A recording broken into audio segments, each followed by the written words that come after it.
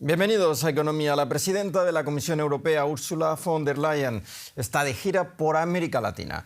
En su agenda figura el acuerdo comercial con Mercosur, que lleva años gestándose. La Unión Europea confía en cerrar este tratado con el bloque Mercosur formado por Brasil, Paraguay, Uruguay y Argentina. Tras su paso por Brasil, hoy fue recibida por el presidente argentino Alberto Fernández en Buenos Aires. Von der Leyen afirmó que el acuerdo político con el Mercosur tendría que concluir antes de que termine el año. Por su parte, Fernández indicó que quiere cerrar el acuerdo y afirmó que ya presentó temas puntuales a sus socios del Mercosur para destrabarlo.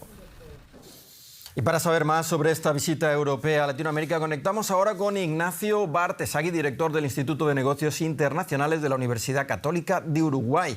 Gracias por atendernos. El principal objetivo de la Unión Europea es cerrar un acuerdo ahora con Mercosur. ¿Cuál es el mayor escollo en esta negociación y hay motivos para el optimismo tras la visita de von der Leyen ayer a Brasil o al contrario? ¿Qué tal? Buenas noches.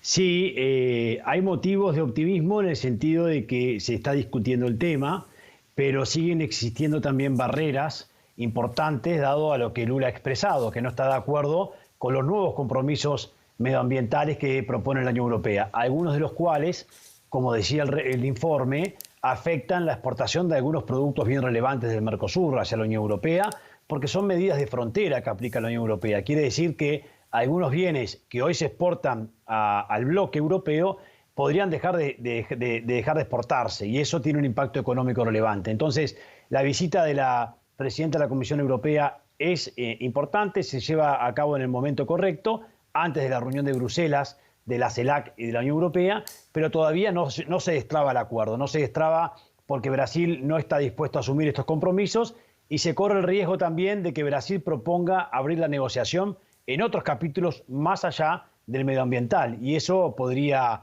alargar un poquito más las negociaciones. Por otro lado, la Unión Europea dio a conocer hace poco un plan de inversiones en Latinoamérica para contrarrestar la influencia china. ¿Cuáles son los sectores y países que más se van a beneficiar? Bueno, definitivamente algunos de los que está recorriendo en este momento la presidenta de la Comisión Europea se van a ver beneficiados. En la Argentina hay oportunidades. Se trata de energías renovables, se trata también en algunos casos de potencialidad en el gas, se trata en el caso de Argentina del litio. Hay, por supuesto, en estos sectores muchísima potencialidad. La pregunta es si la Unión Europea va a estar dispuesta a invertir este monto que mencionó la presidenta de 10.000 millones de dólares, que es mucho dinero, si está dispuesta a invertirlo sin grandes condicionamientos. El problema que muchas veces se tiene con estas inversiones es que se exigen condicionamientos de desarrollo sostenible que quizás la región no cumple y se pierde nuevamente una oportunidad. Pero no cabe duda que en este momento que atraviesa Europa por la guerra en Ucrania, América Latina es un aliado para Europa, es un aliado para la Unión Europea en el área energética, en los alimentos, en algunos asuntos claves de la agenda global. Por lo tanto, el acuerdo Mercosur-Unión Europea hoy es mucho más importante que comercio, va bastante más allá, y yo creo que esta visita de la presidenta lo confirma.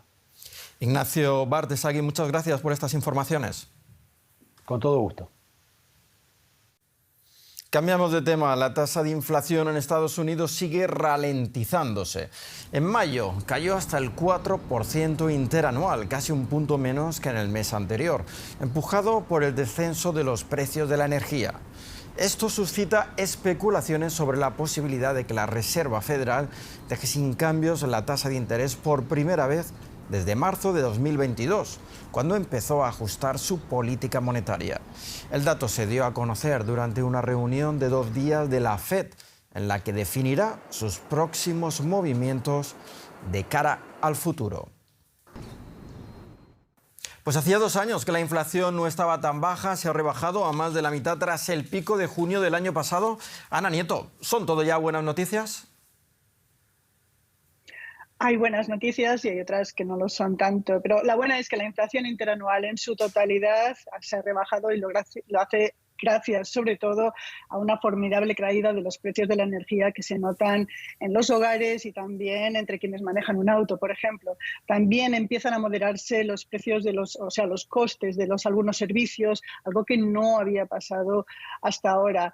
Los precios de los alimentos han crecido en mayo un 0,2%, cuando en los 2 meses anteriores se habían estabilizado. Y ya de lleno en las malas noticias o las no tan buenas, hay que hablar de la inflación subyacente, que es la que resulta de eliminar los precios de la energía y los alimentos, que son los más volátiles. Ahí el avance del mes de mayo ha sido del 0,4% y el interanual queda en el 5,3%. Es solamente apenas 2 décimas por debajo del mes anterior. Y en los últimos 6 meses el avance interanual, el avance ha sido por encima del 0,4%. Eso es algo que muestra que hay una resistencia muy fuerte de los precios a caer y a moderarse siquiera. Y esto preocupa a la Reserva Federal. El problema fundamental de la inflación subyacente son los precios de la vivienda, en particular los precios del alquiler, que es algo que se espera que empiecen a caer a partir de este verano. Y se mantiene la apuesta de que el miércoles la Fed haga una pausa en su campaña de subida de tipos. Los mercados mantienen la apuesta y la mayor parte de los analistas también. La Reserva Federal ha comenzado hoy martes la reunión de 2 días que se terminará mañana y con una decisión que puede afectar o no a la subida de tipos, pero se piensa que no. Eso a pesar de que la inflación está todavía muy lejos del 2%, que es el objetivo de la Fed. Pero en la reunión anterior, la Reserva Federal anunció la posibilidad de esta pausa tras 10 subidas de tasas de interés que ha dejado los tipos en el 5,25, el nivel más alto en los últimos 16 años. La Fed dijo entonces que iba a examinar iba a hacer un seguimiento de los datos económicos y los efectos que tenían las subidas de tipos, y se espera que haya, desde luego, una pausa. Lo que algunos analistas dicen es que a lo mejor al final de año puede haber otra subida. Muchas gracias, Ana, desde Nueva York.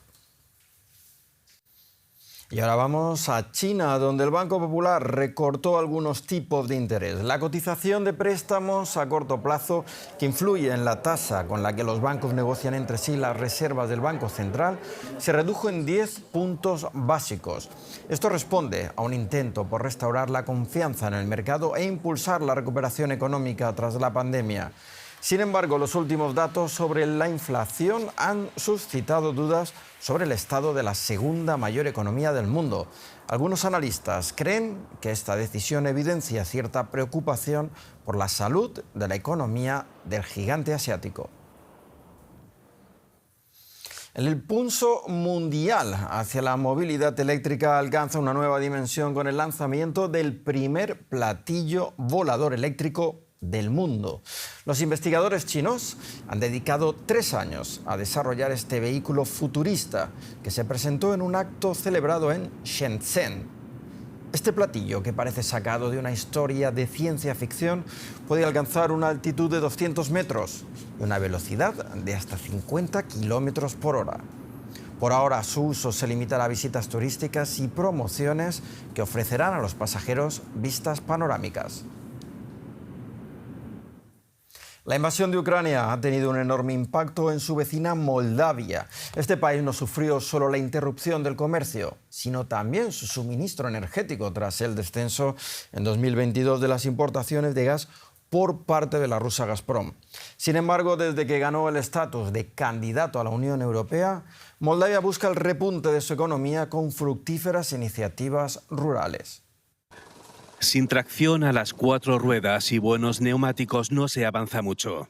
Cuando llueve, los caminos de tierra de la República de Moldavia están embarrados. Pero eso no es obstáculo para Wolf Schmiede, de la Fundación Alemana de Cajas de Ahorro para la Cooperación Internacional. Este experto en finanzas asesora a pequeños campesinos en cuestiones de dinero, financiación y contabilidad. La mayoría de los pequeños campesinos son ya mayores y probablemente solo podrán seguir con su actividad unos 10 años. Una de sus clientes es María Leau.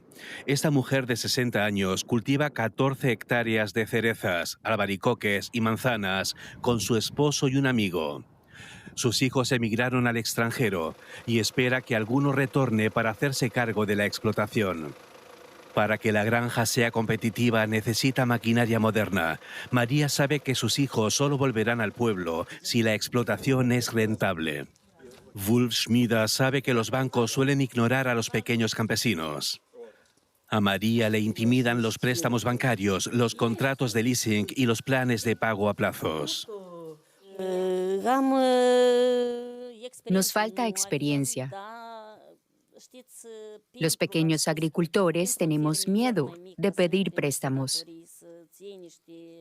¿Qué pasa si pido un crédito y la cosecha sale mal? ¿Qué hago entonces? Además, los intereses son muy altos. Wolf Schmida promete interceder ante las autoridades para que éstas concedan ayudas a los campesinos. También espera contribuir a que ganen confianza en sí mismos. Una forma de hacerlo es a través de sus cursos. Junto con su equipo, muestra cómo adaptarse al panorama económico de Moldavia. Aquí los jóvenes aprenden a gestionar una explotación agrícola. Aprenden a negociar con bancos, solicitar créditos y llevar la contabilidad.